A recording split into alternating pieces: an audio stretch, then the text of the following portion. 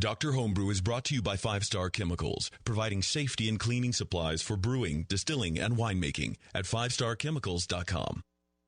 Doctor, look. Stand aside, nurse. I'm Dr. Homebrew. Stand clear.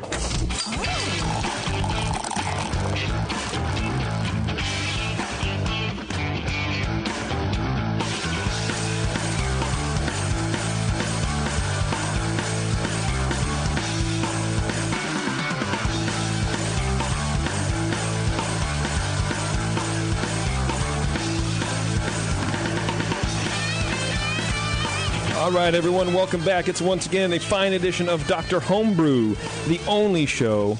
That's right, the only show. The only show. The only show you need. Thank you. That's right. It is the only show show there is. Sometimes I just like to say things and let them just sit, unfinished sentences, and see who jumps in. Everyone here. Because whoever jumps in is my favorite. Brian, you're my favorite. I want you to know that. I knew that. Thanks, guys, for joining us once again. Before we get into this, I want to thank our sponsor, 5 Star Chemicals. You go to 5starchemicals.com. If you're a home brewer, which I'm assuming that you are, because why else are you listening to the show, or you're stuck in the bar and you have no other choice, if you are a home brewer, go to 5starchemicals.com and learn how to properly clean and sanitize your home brewing equipment. You cannot do both of those things with one cleaner, with one chemical, with one little powder. It's just impossible. You can't do it. So go to 5starchemicals.com, support them because they support us, and without them, you wouldn't be listening to us now. That's a fact. Let's see. What do we got going on, guys? We got some beers to judge, huh? We have a mild and a double IPA. And yeah, 2 more contrasting styles you'd have to look hard to find. I know, right? The good news is that we have those guys in. We have the brewers in studio. Of Dermot and Brian, and they brought these beers in, and so I really appreciate that. I really enjoy having people in studio. It's fun, yeah. Because I don't have to sweat balls about the phone system or Skype or all this kind of stuff. Just have to make sure their mics are plugged in. Right. Well, yeah, but luckily that's all set, easy, right? Right, yeah. I just have to dodge the pins and the empty glasses when we start talking shit about their beers. Or the icy stares when you talk shit about them. Or the big, teary, weepy hugs when they like you, when you like their beers. Yeah. Man, I really do. You have no idea, bro. Seriously, they come across the console and give you a big slobbery kiss from my heart. We've seen that happen to JP a few times now. Yeah, yeah, it's true. That's why from my heart and my liver, man. I really do. Seriously, bro. I really appreciate that. You don't understand. No, I get it. I get it. I understand. Anyway, the point of Dr. Homebrew, in case you're just tuning in and you kind of go, what's going on? We are an outlet for homebrewers to get proper feedback on your beers. As a homebrewer, you've always heard from your homebrew club or forums or whatever, which, first of all, forums are terrible. Don't ever get any piece of advice from a forum ever. Brewing advice. Oh, Doc's. Just pulling up a seat. Yeah, Doc's just pulling up a seat. Don't worry about it, Doc. Just climb right in there, dude. There you go. Go ahead. You're on. Awesome. Thanks for joining us, Doc. You guys sound so serious in here. It's a very serious show. We want to give proper feedback. Right. Must have proper feedback. What are you doing? Just drinking? Well, yeah. Get your drink on? Yeah. Yeah. Well, I'm meeting your... come on. I'm making your friends my friends. It's dangerous. I feel like we're in some village in Hungary or something like that. And you're like, my family must become your family. Well, which is my Hungarian accent. It's kind of really close to it because it's one of your oldest friends. That's right. And you told me that we needed to be friends. Yeah, you're both burners. You're both Burning Man. Oh, that's what we're talking about out there. You're both burnouts. Burning Man for the last 3 hours. Right. Yeah. Have you even talked about Burning Man? So much. Yeah. Yeah. And not just drink a bunch of beers. I can hear Jody screaming out there. I know. Great. Yeah, we ought to put some rules down for her. Yeah. Well, you have to have rules. Burning Man seems like a place where you have to have rules. You have to have rules and zones and regulations and what can happen and what can't happen because things are in flux, right? This is guidelines. Right. You know? You got to have guidelines. Much like the BJCP. Yes. Right. It's just guidelines. We try to stay in it. It's good. Rules is a little too strong of a word. Yeah, rules, exactly. Rules. We don't want rules. Yeah, rules is just a challenge out there. It seems to me that Burning Man would be the opposite of the place that wants rules. That's awesome. You want to judge some beers with us, or at least taste some beers? Yes, I do. All right. Well, let's finish just telling people about the show. It's an interactive BJCP score sheet. So, like I was saying, forums are kind of a terrible place to get advice sometimes. But a lot of people say, "Oh, send your beer into competition." Right, Doc? Because then they'll say, "Oh, that's how you can get feedback on your beer." Well, it's always fabulous too. Yeah, sort of. You can sort of get feedback, but you can't ask questions of those people who had your beer while they're having your beer. So, sometimes they give their email address, so you can get back to them. Yeah, that's true. I was thinking, like, how does one interact with a score sheet that comes in the mail? If you spend too much time interacting with it, you probably have a problem. Yeah, your wife's gonna be like, "Honey, we need to talk." Just email the guy. His email's right there. Yeah. And generally, they don't remember your beer. They can't. So I did that with the first round of nationals. I scanned my sheet and I emailed these two people who had an issue with their score sheet, which I don't think we even talked about on the air, which is probably a good thing. And they got back to me. One of them was very nice. The other was kind of a douche. And and they just said, "Look, I don't remember your cider." And I said, "I understand that, but based on your score sheet and what I wrote, this is what I was tasting." And we kind of had a little interaction, but it's impossible. So. If you want to send your if you want to get that result, if you really want to know how to fix your beer, or if there's an off flavor you can't identify or anything, email me jp@thebrewingnetwork.com, and we'll set up a time and a date for you to send your beer in. If you're local or if you want to be local, come on down, hang out in the studio, grab some beers, and party, dude. Hop on a plane here from Delaware with your growler, and do that. JP might buy you a beer. I might buy you a beer. He might not, but probably won't. I'm guessing not. Yeah, you might meet Doc. Doc just happened to be here. Right. Yeah. Huh? He won't buy you a beer either. Doc may. It depends. If you tell him you have a Hummer, also. Wife with you, maybe. All right. Let's get into the beer. We're doing a mild from Dermot. Ooh. Dermot, are you there? You're on? Oh, no, I'm sorry. Chris, turn your mic on. Uh-oh. You're sitting in Doc's chair. There I am. There we go. How you doing, man? Good, He how you had doing? no instruction. Good. I know you've been hanging out in the bar for a couple hours, man. How you feeling? You holding up good? Good, yeah. It was good to check out the Hop Grenade. Cool. Awesome. How local are you? I'm in San Francisco, so just a BART right away. Yeah, not too bad. Well, we'll try to get you out of here before BART shuts down. Yeah, we run a little late sometimes on this show. So how long you been homebrewing, man? I've been, I guess, about 3 years. My wife bought me a homebrew kit when we lived in Ireland, and I brewed a really bad batch of beer there, and then came back here to California, learned about some hops, and started doing all grain and all that, and now I think I've kind of figured a little bit of it out. Just a little bit? Well, we'll see. Okay, awesome. And so this is a mild. Have you ever brewed a mild before? No, so this was my first mild, and it kind of, I guess, I was going for a session beer that it's about 3.3%, I think, something in that ballpark. It was something really sessionable. Back when I was in Ireland, drink a lot of Guinness, drink a load of them, and be able to drink all night, as opposed to the hoppy big huge beers here. So try to do that with a Lagunitas specialty, no, a little something extra, and you're just. I love Guinness because you can drink it all day long, and you're fine for the most part. Depends on how functional your liver is, but a lot of people are scared of it. Yeah. I can't drink dark beer. I can't drink big beer because I can't have a lot of them. No, they get big and thick, and I'm gonna have two and be under the table. Very much in your head. My favorite mild that's on the market right now is Solidarity from Eagle Rock. They're down in L.A. If you get some of their, they don't really distribute up here all the time. They're starting to grow up here, but if you ever get some of that, oh, it's gorgeous. Yeah, I love it. Anyway, Lee, what do you think about this beer? What do I think about this beer? I don't know. Let's find out. All right, that's a fair question. That's a fair answer. Yeah, I know. Why not just reflect it? So, cocoa, ashy, cocoa, low ashy, low aroma intensity overall, probably because the carbonation is a bit low, but that's all right. It's British style beer, so that works. I got a little hint of licorice, a little bit of low coffee fig ester, no hops, no diacetyl. I think I am picking up some DMS in there, though. It's got kind of a little grainy, almost astringent note in the nose. I'm not sure what astringency in the nose means, but that's kind of how it's coming across. But definitely I was getting a little DMS, maybe a little bit of, I'm not sure what else in there in the nose. So there's something a little odd going on with that. Color, medium dark brown, good clarity, pours Pours a medium tam foam, but it fades pretty quickly, which you'd kind of expect in a low carbonation beer like this. It looks okay for the style. You don't expect to have a lot of head in one of these beers necessarily. Flavor is grainy malt, some DMS again, medium cocoa, coffee, toffee kind of hints, moderately tart note, sort of a low pH. It didn't come across like it was contaminated or infected or anything. It just sort of seemed like a low pH, at least initially. No hop flavor, some supporting bittering, balanced slightly to the malt. Finishes, I thought, kind of dry with a lingering red fruit ester, which I didn't pick up before, a little cocoa and toffee, some sourness. The sour and the DMS, I didn't really think were the style. Well, they're not. And as it went on,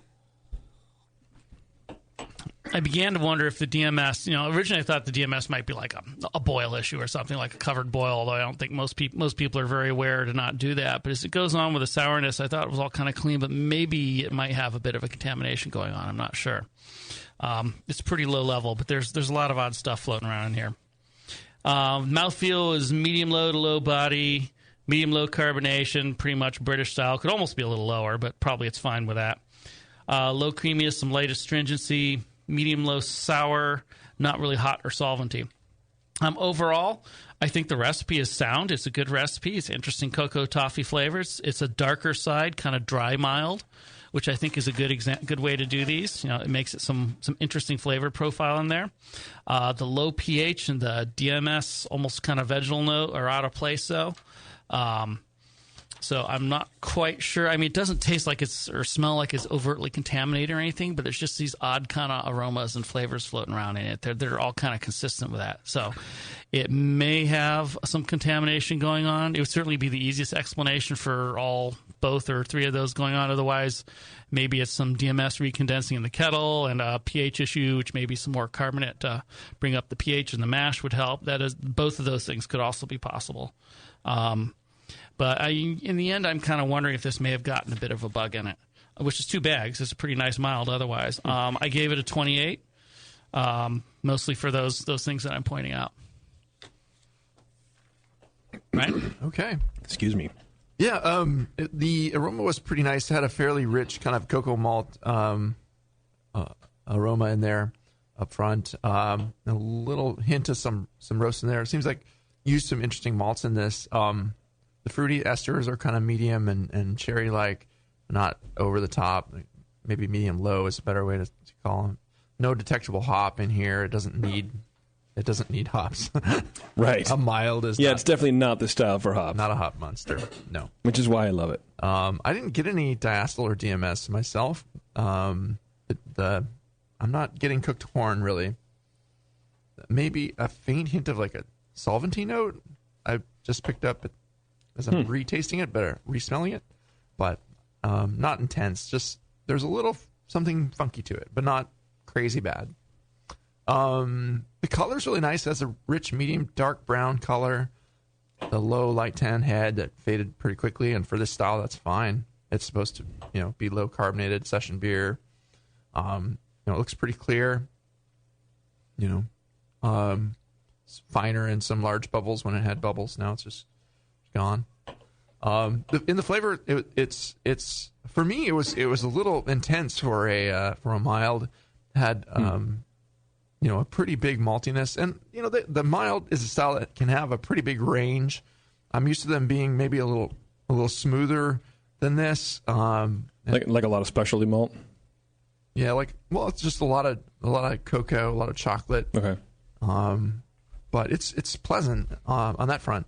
There was what I found was a little bit of kind of a low clove-like phenolic in there, and that could come from some contamination or wild yeasts getting into the beer. Can that be a yeast issue, like a autolysis issue? Probably not autolysis, but more like a wild yeast getting to the beer that tends to kick out. Okay. Certain yeasts, like the Hefeweizen strain, will kick out clove phenolics. Because I still haven't brought that beer that I'm having that issue that, like I said on the last show, that my friends brewed. Yeah. We want to taste your crappy beer. Nobody tastes this crappy beer. Right. Again, it's not crappy to me. The little points I'm pointing out are pretty subtle, but I think that the that little clove-like thing in there is kind of fighting with everything else that's there and making it feel a little bigger than it is to me. Okay. And All right. it's pretty rich overall. And the bitterness though was low and in check where you want it to be for the style, like hitting most of the marks for style, which is good. Finishes kind of semi-dry, which is great. Hop flavor is low. There's faint kind of earthiness in the background. And then that light clove and chocolate malt kind of linger in the aftertaste. Body-wise, had a medium-light body, kind of where it's supposed to be. Low carbonation. Wasn't very creamy or smooth. I did find a bit of astringency in there, like Lee did, but it wasn't too distracting. Just a little bit biting in the mouthfeel, but overall, not a bad mild. It's a bit big, and the clove kind of threw me off a little bit. There could be some, non-intended yeast getting in there, getting happy with your mild. Sanitation practices, 5-star chemicals. All that kind of stuff. Watch all that kind of stuff. Okay. But yeah. What'd you give it? I gave it a 28. Okay.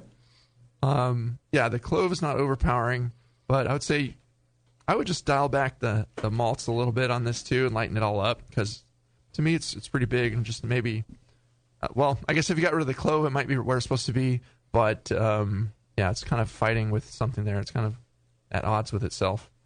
Yeah. But, tasty beer.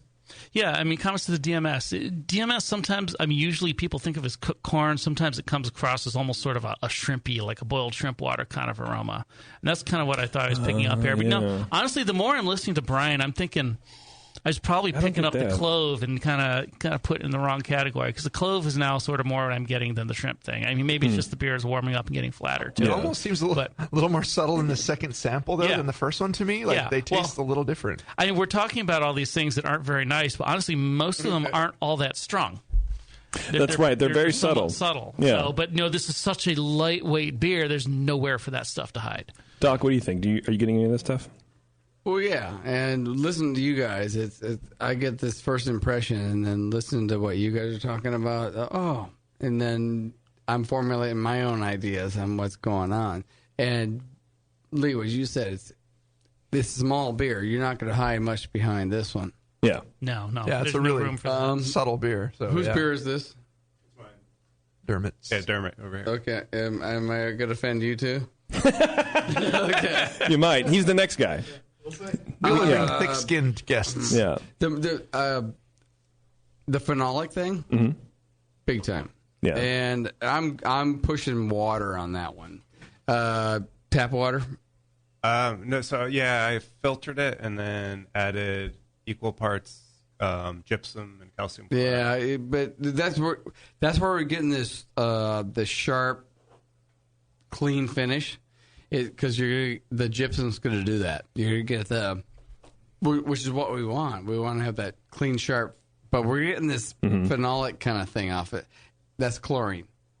You're either getting chlorine somewhere in this. So it's your tap water, or you're using bleach to sanitize things. I hope not. Yeah, no, I'm not. Yeah, so it's very subtle, and it's not. Oh, we're washing everything down with bleach, but the chlorine comes, and then the phenolics come, and that's what we're getting in. That's what you're getting, and all right. It's subtle.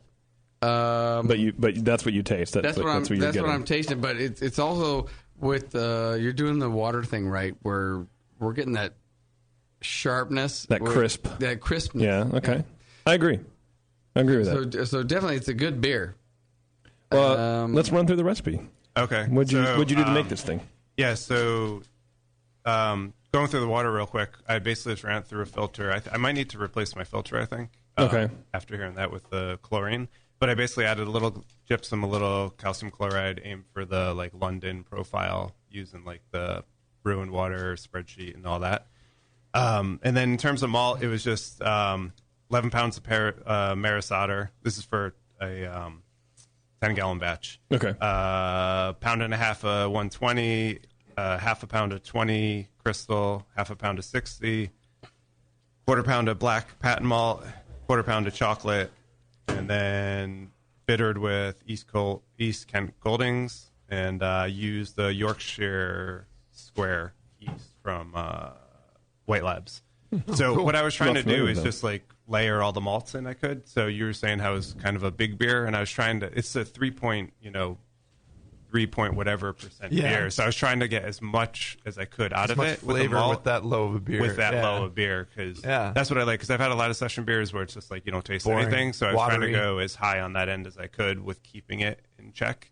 And no, I completely agree with you guys. There's something like a little funky, and I couldn't put my. It's the phenolic it's thing. Phenolic, yeah. Definitely the You're getting phenolic thing. chlorophenolic here, yeah. And I would look into your water first. Yeah. I would do the same recipe again. Mm-hmm. Do it with distilled water, that kind of thing. Okay. You were talking about having it being a little too sharp. That might be too much gypsum. Cut that down a little bit. Okay. And So you're not seeing it as a recipe issue. no, it's not. Okay. No, it's. I The think recipe's good. Yeah. The recipe's good.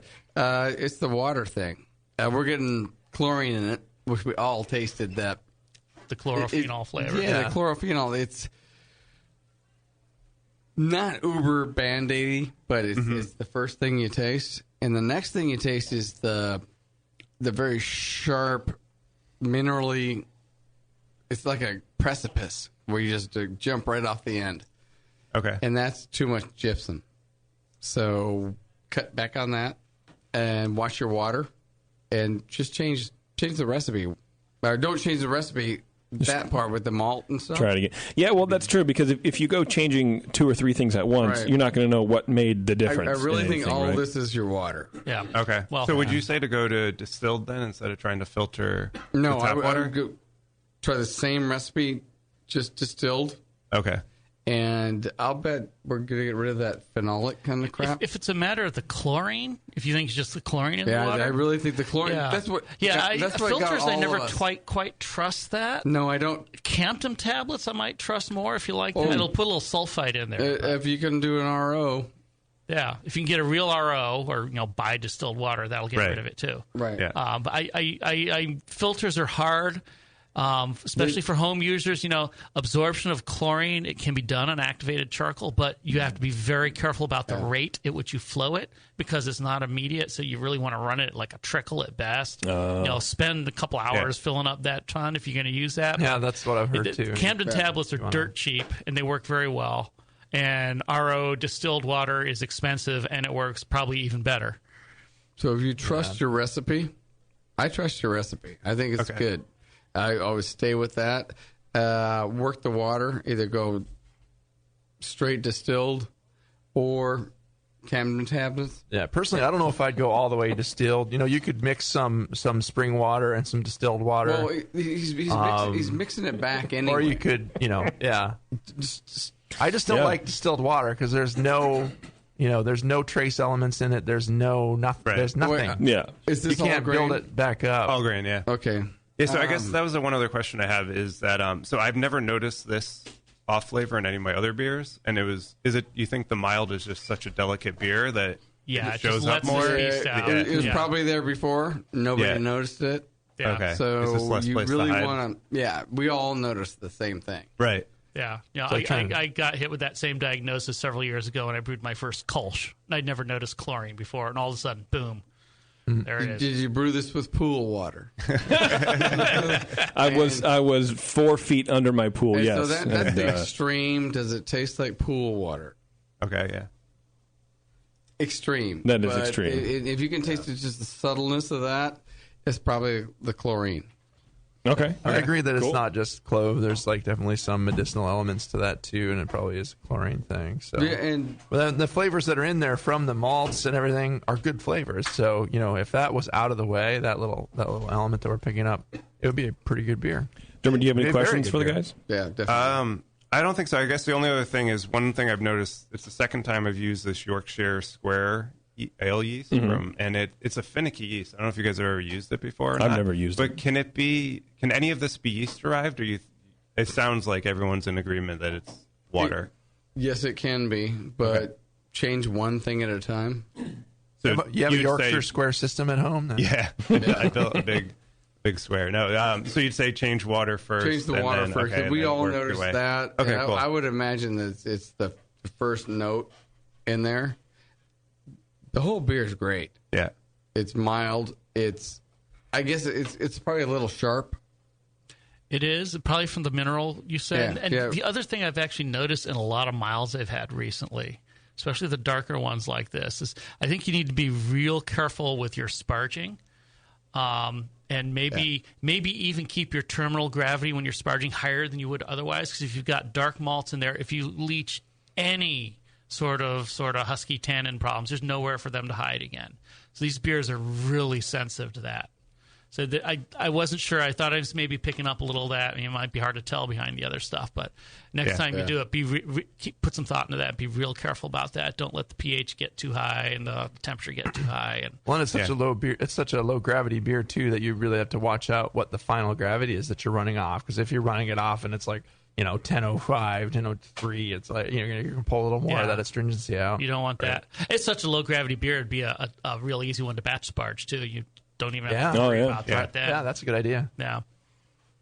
Okay, cool. Yeah, no, I'm looking forward to trying this again, and I'll try the water first and see what happens after that. Yeah, let us know. Cool. Let us know, too. Let us try it. Let's take a break, and then when we come... You got something to say. Oh, sorry, go ahead. Real quick, Wait, hang on. You're not on yet. Hang on. There you go. Can you hear me? Yep. When he uses distilled water, should he modify it with gypsum or anything, or just use... Definitely. Well, you need calcium in it. Right. And as Lee was saying, maybe, or you, about half, even. You want to minimize that whole chloride thing coming up. And we all have a threshold to it. I would go just bottom out on having just nothing but distilled, because you want to push no chloride into it, or chlorine into it. Yeah. And even a little bit will throw you. Yeah. Okay. It's just, let's do the experiment. Let's just get rid of all the chlorine anywhere. But you have to build it back. You have to have the calcium at least 50 parts per million for the yeast, and you got to want to have some other things into it. So keep everything else the same. Yeah, so I got the calcium up to 50, 60 ppm based on gypsum and calcium chloride. Yeah, so but I'll do that with I would just distilled change the water first. It's a good recipe. Keep it the same. If you the next thing you're going to notice that maybe it's too dry. That you notice it was like it's just minerally and too dry, which I got out of it. Not a bad beer. Makes me want to drink more. Makes me thirsty. But I do see that the Yorkshire strain does tend to go pretty dry. So yeah. So, but it's that sharp dryness where it makes me thirsty. Yeah. I mashed it at like 158, so I was like, wow. It's not that kind of dryness. It's the mineral dryness that I'm getting at, which is going to be your sulfate. Yeah. And you're going to get that. My gums hurt. I'm dry. That kind of thing. Goes off your tongue and it's gone. You know? Yeah. It's like that. that. My tongue is dead. Yeah. Yeah. But if the phenols accentuate that. So even if you do nothing else but change the water and get rid of that, it probably won't seem quite as dry if you get rid of that chlorophenol impact. And then if you feel you want to dry it out some more, you can shift the gypsum to calcium. You do calcium chloride and gypsum. Maybe shift a little more to calcium chloride. Get rid of some. Yeah, get a little more of that malt. Those two are almost counteractive. Yeah, exactly. I just wanted to get the calcium up and keep it balanced. Cut the water out. Do that first. You're going to find that probably the whole beer is going to be too dry in the tongue. Then you're going to want to dial back the gypsum some. And you're going to have an awesome beer at that point. Sounds good. All right, awesome. Thanks for all the advice. Yeah, I appreciate it. All right, we're taking a break now for sure, Doc. Okay. For sure, really? That's it. We're going to take a break. And then we'll come back. We're going to hang out with Brian, and we're going to try his double IPA. You going to stick around for that too, Doc? I don't think so. All right. It's Dr. Homebrew, everyone. Back after this. Let me move my mouse here. Still trying to work out this technology. All right, hang on a second. It's Dr. Homebrew.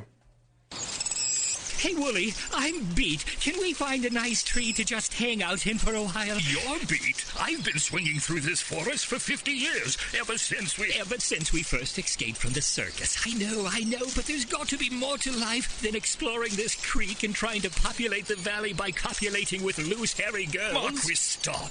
Look! What is that? It looks like a man-made treehouse with fresh food and craft beer. Welcome to the Creek Monkey Tap House, boys. Grab a seat. Creek Monkeys drink free. Awesome! The Creek Monkey Tap House in Martinez, California takes their mission of fresh food and beer seriously. They only serve locally raised beef and chicken, as well as local sustainable produce. It's better for you and the planet, and it just tastes better. The beer and wine at Creek Monkey Tap House are chosen with the same care for the highest quality and rotate frequently to make each visit an adventure. Swing on into the Creek Monkey Tap House and enjoy a new legend of amazing food, beer, and wine. The Creek Monkey Tap House, online at creekmonkey.com. Since the first time the Brewing Network microphones turned on, More Beer was behind it. More Beer sponsors the programming on the BN because, like you, they love brewing. And like the Brewing Network, they love sharing their knowledge. Morebeer.com isn't just a website to place your next equipment or ingredient order. Morebeer.com also gives you access to free beer information that will make you a better brewer. Go to morebeer.com and click into the Learning Center. You'll find podcasts, technical facts, video tutorials, and more, including access to The Buzz, More Beer's social network of more than 5,000 members. And some of them might even be crazier about beer than you are. Get over to morebeer.com today and take advantage of The Buzz, the forum, the Learning Center, and make sure you're signed up to receive the newest More Beer catalog. More Beer, bringing you absolutely everything for beer making. Hello, fellow BNers. This is Sully from the 21st Amendment Brewery located in San Francisco, just 2 blocks from Giants Park. Before Nico and I opened the 21A and before I was a professional brewer, I homebrewed on my small 4-burner apartment stove in a back house in Santa Monica, California, making my extract brews before graduating to the daunting idea of all-grain brewing. Homebrew books and information was hard to come by back then. The internet hadn't been invented yet, along with other things we take for granted today, like electricity and potable water. One thing I wish I had back then when I was learning was a radio show that could teach me the ins and outs of brewing and answer questions that I had about homebrewing, a resource for making great craft beer. The 21st Amendment Brewery is excited to be a proud sponsor of Dr. Homebrew, a great show that teaches you what you need to know about making incredible beer. Good stuff. Listen up, you might learn something. I certainly did. And thanks for your support. Tasty Crack Kings. This is a public service announcement. Hey, dude, I think there's... what's wrong? You don't look so good. There's something wrong with your beer. It's making everyone sick. Don't let your beer make your loved ones ill. Proper cleaning and sanitation is the key to avoiding puke on your shoes. But I used an all-in-one. Cleaning and sanitizing cannot be done in a one-step process. No cleaner can sanitize, and no sanitizer can clean. The amazing chemists at 5 Star Chemicals have your solution. Clean with BBW and sanitize with Star San.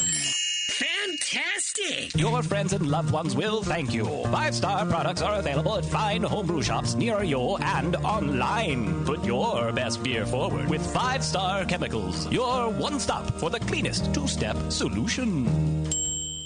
Dr. Homebrew, please report to the ER for code blue. Dr. Homebrew to the ER, please. Oh, and your tea time has been moved to 2:30.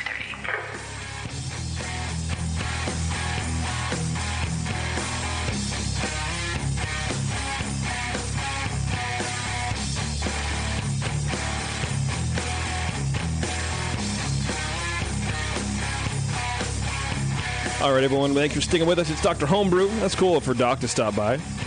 Yeah, good little appearance by the man, the legend. Slurred his way through that beer. Better watch it. He's still out there. Still out at the might bar. come back and slur again. I heard what you were saying, and I just wanted to say... I don't know. I love Doc. Doc or Sleepy? Yeah, I don't know. Okay, so we have Brian here with possibly my favorite beer style in the universe, double IPA. Really? Right? No, not really at all. It's not your favorite style, then. It's not my favorite style, no. But I'll happily drink it. Brian, thanks for coming out, man. Yeah, thanks for having me. Hope we're not keeping you up too late. No worries. All right, good. Pleasure. Tell me a little bit about your homebrewing background. How long have you been a home brewer? I'm a newbie. Been doing it for about 5-6 months now. Oh, okay. Okay. Yeah, so pretty new. This is about my 8th or 9th batch. Okay. Do me a favor, pull that mic just a little bit closer. You just move it. There you go. Perfect. Thank you. Yeah, this is about my 8th or 9th batch. Okay. This will be my first educated critique that I've received. So, looking forward to your impressions and perspective on water, techniques, anything.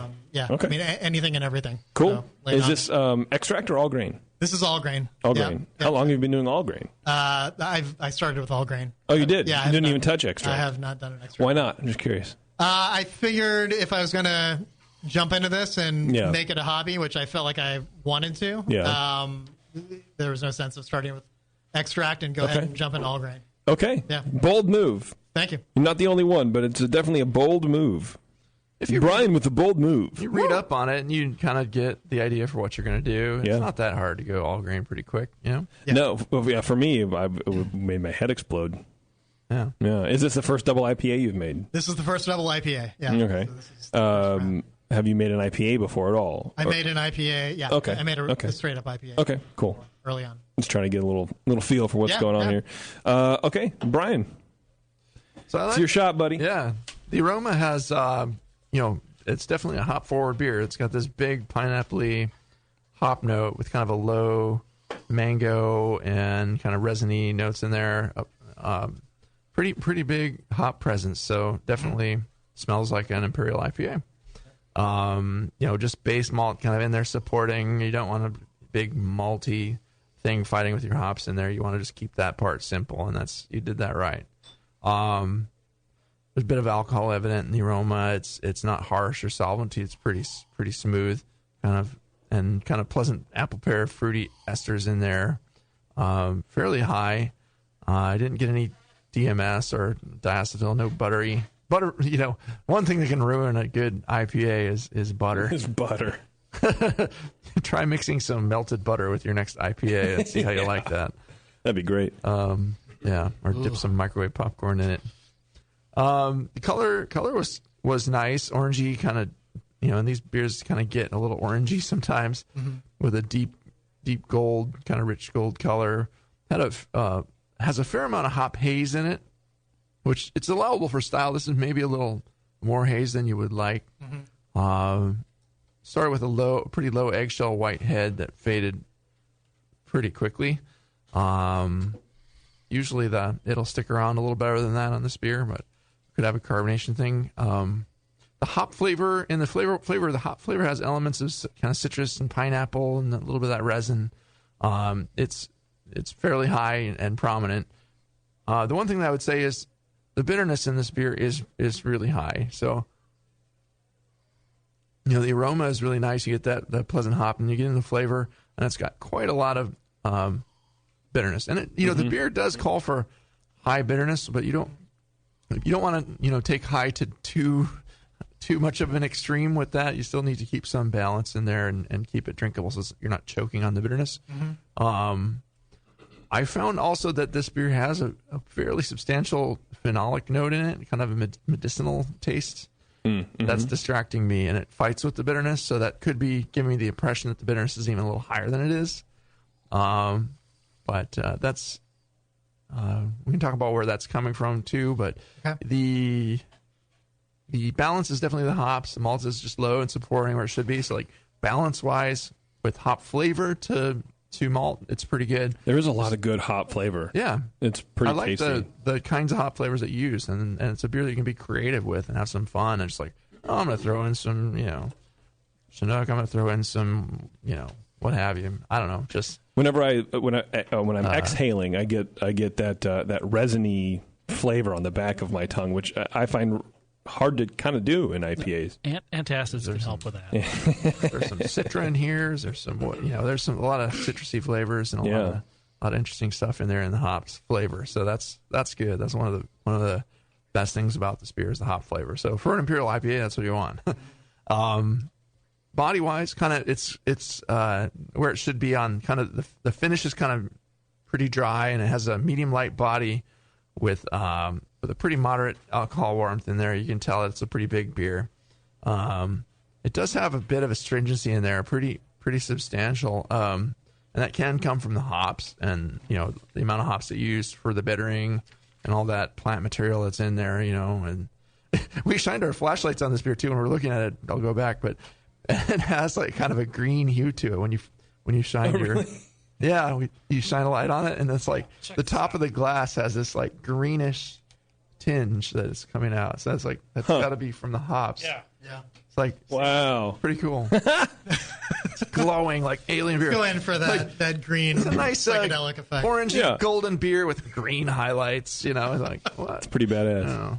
So, pretty good beer overall. Like recipe wise, I thought it was well put together, and the ingredients seem fresh. Those hops are nice. I would back off the bitterness a bit, and to that this kind of the chlorophenolic can be like we were talking about with the other beer from water having a little chlorine left in it, and we can talk about water treatment again, or we can just rewind the tape and play what Doc said over and over about water. And but also you want to keep any contamination out of the beer. There could be a contamination issue, which you would want to definitely change out any plastic equipment that's been soiled or not clean. But just start by use your PBW with as hot a water as you can get to clean any plastic equipment, especially that is going to touch the beer after it cools, and then sanitize it with Star San, or you can use Iodophor or IOStar. IOStar, that's right. Different people like that. Some people prefer. Some people really do hang on to that iodine-based prefer that kind of stuff. Yeah, if you overuse it, it can kind of stain your equipment a little bit, but it doesn't really hurt it. It doesn't leave an odor in or anything. But you can, some people don't like the foam, or they're afraid of the foam in the Star San. Yeah. You don't have to worry about that shit. But anyway, pretty good recipe in the beer. I gave the beer a 24. It's kind of a fair middle and Imperial IPA, but if you got rid of that the phenolic and backed off the bitterness, it would be a lot higher than that. It is excessively bitter for sure. In the 30s, so the fresh hop flavor would just come out all that much better in the flavor. And the aroma was really nice. I scored the aroma fairly high, but the flavor I had to knock it down a little more. But anyway, good beer overall. Okay. I see Tasty's out there. I wonder if he would like a beer like this. But he's chatting up some broad. Anyway, Lee, go ahead. Yeah, he's got all the beer he needs right now. Yeah, he's fine. Yeah. So what did I find here? Citrusy hops. I found that kind of medium intensity. I got a medium low cheesy note, kind of blue cheese. It was volatile though. It went away very quickly. So I got that in the first pour. I don't think I even got it in the re-pour when we poured it here just at the show now. A lot of tropical fruit, mango and pineapple, a bit of a kerosene dank kind of hint in it. No ferment esters that I could distinguish through all that. So base malt aroma, kind of a little bit of a pale ale malt aroma sort of thing. It's not much. It doesn't need to be much.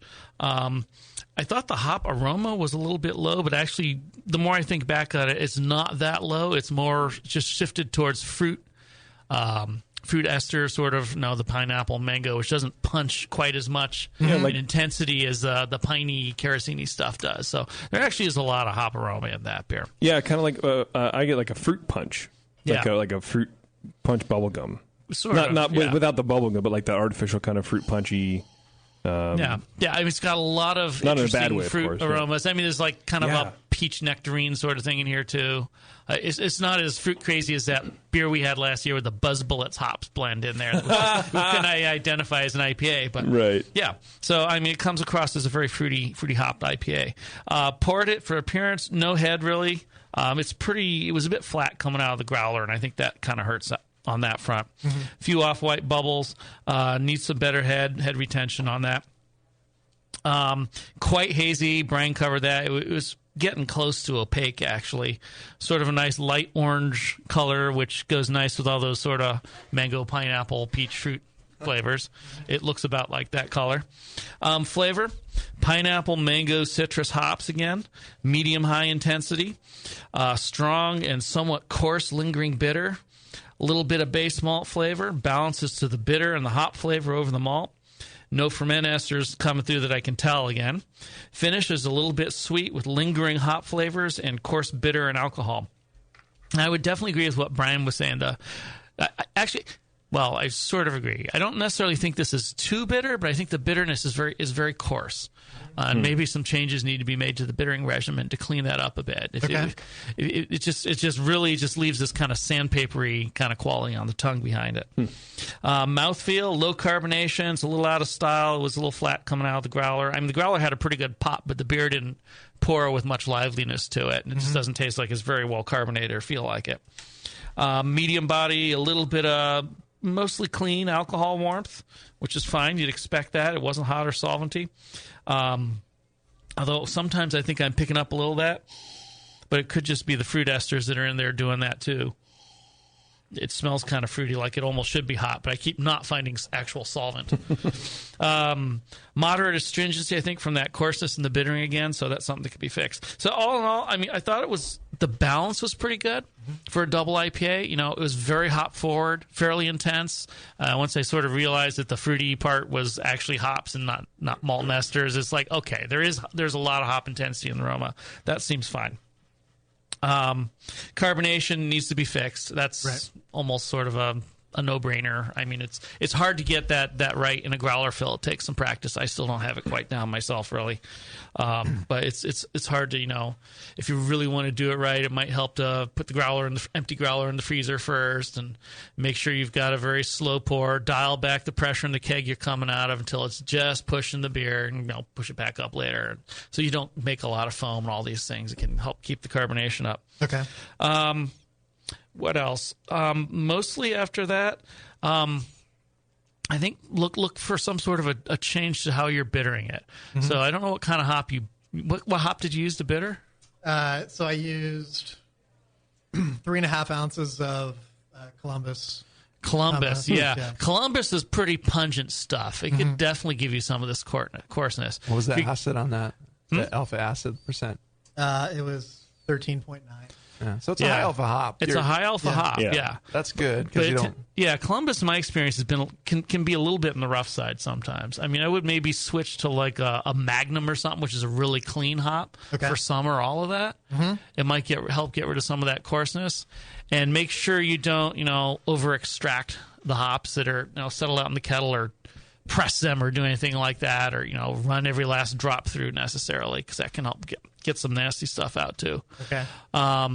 Yeah, I would say try and clean up the coarseness and the bittering, and this will take this beer a long way. Okay. Where that whiff of cheesy came from, I don't know. It could be stale hops. It could be a slight autolyzed yeast or something. But it was really blue cheesy, which is really unpleasant, really weird.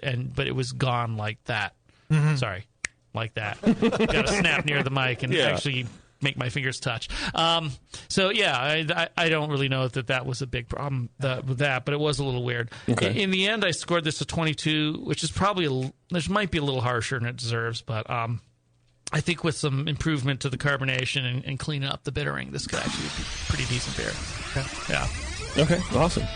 Brian, do you have any questions for the guys? One of the best brewers there is. I stopped dressing all in plastic. So the two main things I've heard is the phenols. Let's talk about that. What can I do to address correct that? Do you find that there's a lot of different kind of phenols. You know, phenols can range from spicy ones to smoky or plastic-like ones. This one is specifically kind of medicinal. So, do you filter your water? I filter it. I don't. I have not added gypsum or anything else to it. But yeah, just a charcoal filter. Yeah. So I mean, maybe run the filter a little slower, and if you haven't changed it in a while, change it out. But you know, because they put chlorophenol, or they put chloramines in the water to, kill bad stuff in the drinking water supply. And I think especially now they're using a lot of groundwater because of the drought and stuff. They're probably having to put more of that stuff in there, and it makes our job even harder. I don't know, but yeah, just kind of get that stuff out of there. But also, it could come from certain wild yeast that could get into the beer if you're not careful. Like, I'm kind of paranoid and weird. Like, once my beer is cooled, or as my beer is cooling even, I keep the lid on my kettle and I wrap plastic wrap around it, and I don't want anything from the air getting into that beer while it's cooling. It's going to take a good, I just use an immersion chiller. It can take a good, 30, 40 minutes sometimes in the summer, even longer sometimes on a hot day, to cool it down. I mean, it's sitting there for a long time. And if you just have the lid kind of slightly ajar, something could get in there and get started, and you don't need that. So, just and anything that's going to touch the beer after that, That's right. Lay out sheets of aluminum, clean aluminum foil, and set your sanitized stuff on that, or if you're going to set it down somewhere, or just keep it in the sanitizer bucket.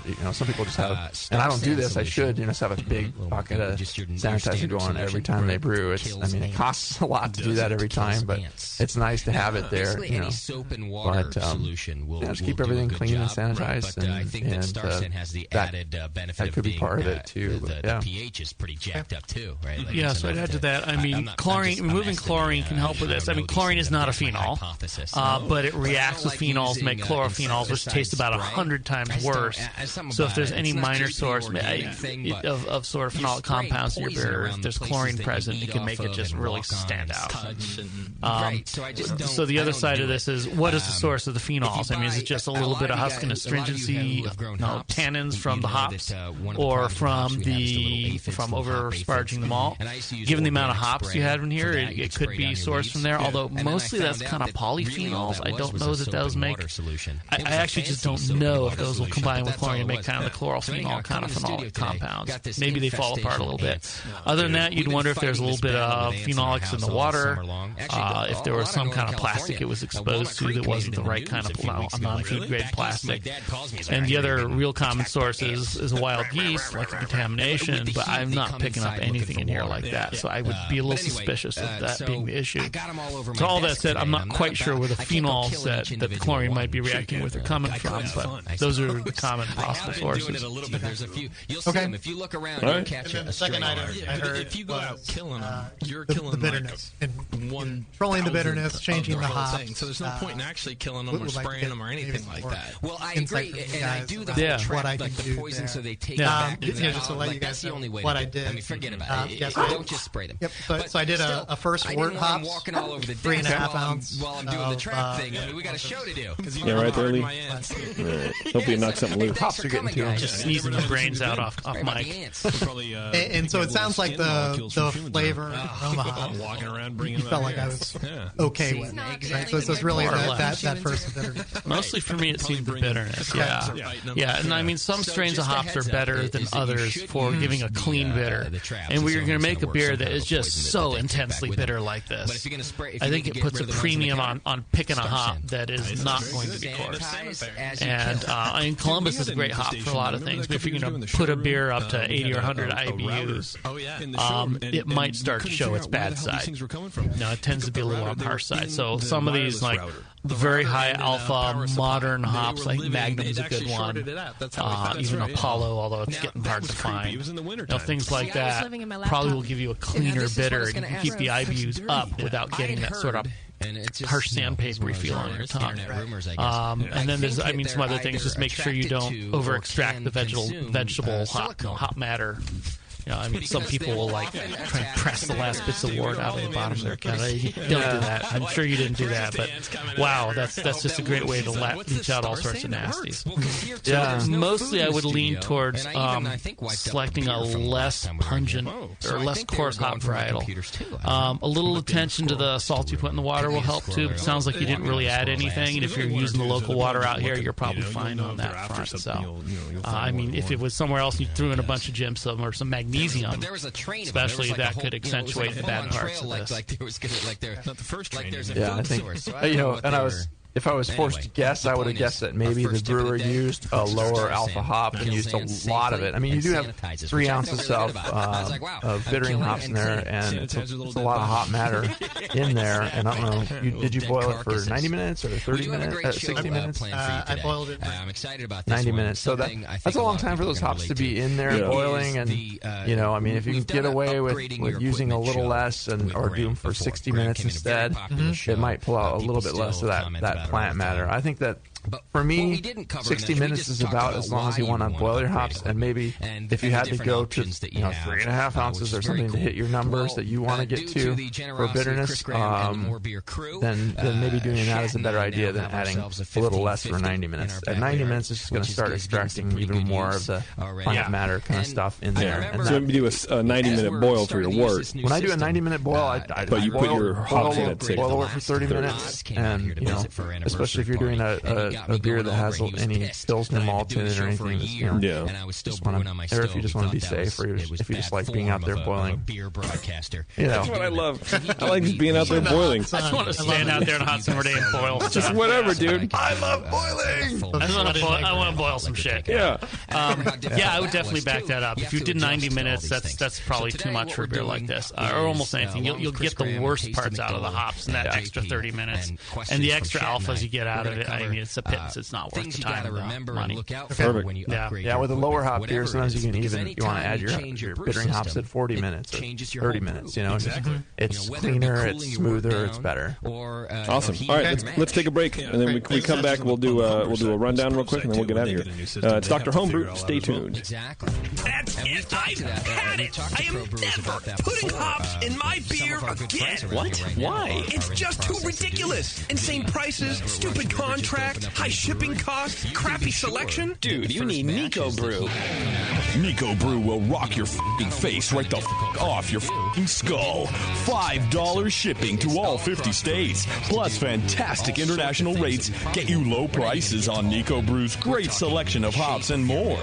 Whether you're a home brewer, a pro brewer, or a homebrew shop owner, Nico Brew can get you the hops you need in increments big and small, single orders, spot buys, or full contracts. And there's only one place to join the uber special secret elite bare bones club where you'll get the best deals anywhere. Holy shit. NicoBrew.com. NIKOBREW. Nico Brew, your bare bones buddy in the brewing business. Are you a member of the American Homebrewers Association? Well, you should be. Members of the AHA can focus on brewing beer, and the AHA takes care of the rest. The American Homebrewers Association advocates on behalf of homebrewers like you to legalize the hobby in all 50 states and make sure that beer laws make sense. Plus, there are many great benefits that come with your AHA membership, like AHA member deals that give you awesome deals at bars, restaurants, breweries, and more. Zymergy Magazine and Zymergy for tons of articles, how-tos, easy-to-follow recipes, and news about the hobby you love, and access to the members-only content on homebrewersassociation.org. But the AHA can't do it without your support. Join today so the American Homebrewers Association can keep fighting for your homebrewing rights. Visit homebrewersassociation.org or join now from the homepage of the Brewing Network website. Relax. Don't worry. It's the American Homebrewers Association. My brother lives in Colorado. As a brewer, you already don't settle for second best. You want great tasting beer and you want great equipment to make it with.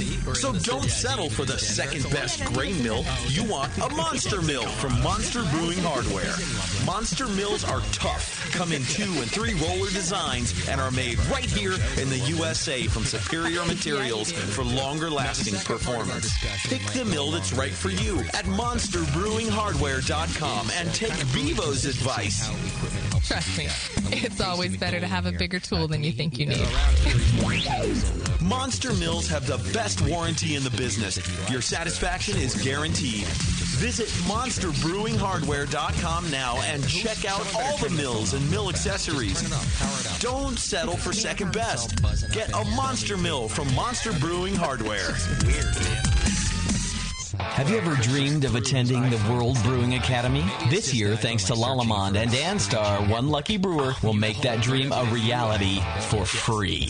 Lallemand and Danstar invite you to enter the Beer School 2015 contest. One lucky grand prize winner will receive fully paid tuition to the 2015 World Brewing Academy web-based concise course in brewing technology worth almost $4,000. From now until December 13th, 2014, every Danstar yeast packet you use is your ticket to enter. Visit danstaryeast.com for the details and to print your official entry form. There's no limit on the number of times you can enter, so get brewing with Danstar and get your entries in to the Danstar 2015 Beer School Contest. Whether you want to build your home brewing skills or build a career as a professional brewer, this course will change the way you think of beer and brewing. Enter at danstaryeast.com and get the dry yeast advantage with Danstar and Lallemand Premium Brewing Yeast, and enter to win. Ma'am, I'll need to take your top off for this examination. Oh, doctor.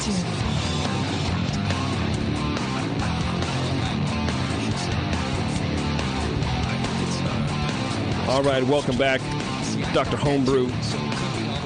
We're going to run through these final two beers here, and then take off. We'll announce the winner of the Grog Tag. At least your beer will look good. $40 gift certificate, and then we'll get out of here. Got some BART trains to catch, kids. Because drunk driving is dumb driving, right? Yeah, it was really great. Whatever. Okay, so Dermot's beer. What do we recommend for him? Dermot had a mild, and it was pretty. The recipe seemed pretty good. It was a little on the darker and richer side for the style, but it was tasty. And I think there was a little bit of the phenolic in there that was fighting with it. And if you got rid of that, he did at one of the Bevmos. They launched the can possibly through water adjustment, or I'm not sure if there was a wild yeast thing going on here. Sometimes, usually when it's clove-like, it can be a wild yeast contributing to that. If it's medicinal chlorophenolic, usually it's with chlorine and phenolic. Okay. Phenols kind of coming together and be happy. Lee, what do you think? Packaging's great. We saw pictures. That's what it is. Yeah. Get rid of the chlorine in there, whatever the source of that chlorophenol was. I think the recipe was good. Just be careful you don't oversparge it. You don't want to get any astringency in that, and that is like more people than not do that with that beer. So it's just something to really keep an eye on for that kind of recipe. These are all fine points. This is not an overly astringent beer by any stretch of the imagination. No. The tasty beer has a little bit of astringency in there. It'd be all that much smoother if you just got rid of that. Yeah, it's just one of those really light beers where there's nowhere to hide anything. And then Brian's Double IPA. Because you should be Brian's able to Double get IPA. either or both of them. Yes. Wonderful hop aroma. Yeah, the hop aroma was good. The carbonation was a little flat. That's basically was growler fill, so that's pretty easy to fix. I'm sure it's not that way on home in a keg. And the main thing was probably try to get rid of some of the coarseness in the bittering. It was a little rough, so we talked about not doing a 90-minute boil, sticking to 60-minute boil, maybe switching to a smoother sort of hop variety like a Magnum instead of, what was it, Columbus? Columbus, which might give a better result for the bittering part of your recipe. Congratulations, Sully, getting those cans awesome. Wonderful. All right, Dermot, Brian, thanks for coming in. Appreciate it, guys. Thank you. Yeah, it was fun. Thanks for bringing beers, too. That was amazing. And then Brian and Lee, of course, as always. Good to see your handsome faces across from me. As always, you are welcome. It's always a pleasure. Yes. And then, if you too would like to be on Dr. Homebrew, shoot me an email, jp@thebrewingnetwork.com, and eventually I will get back to you. We are kind of backlogged a little bit, but fear not. I have your email, and it is in my email folder, and I will eventually get back to you. He knows how to do email. I do know how to write the electronic mail. Yeah, well, actually, he has someone who does that for him. I wish. I need that. I need to train Taryn better on how to do that. He's on the dictation. Yeah. The Grog Tag, at least your beer will look good. Gift certificate is, who won that? Rapidly. It goes to Brian. Brian won that, yeah. Brian, all right. You'll get $40 to spend at grogtag.com, where at least your beer will look good. Oops. You can wear them, too. You don't need that. Yeah, you can do whatever you want. Shoot me an email, jp@thebrewingnetwork.com. We'll get you on Dr. Homebrew. You, too, might be able to win some Grog Tag stuff. And, of course, everyone who is on Dr. Homebrew gets a nice little price pack from 5 Star. You can go to 5starchemicals.com. Head on over there. They're on Facebook. Show them a little love, and thank them very much for sponsoring our show, because I tell you what, we wouldn't be here without them. So, anyway, until next time, everyone, take it easy.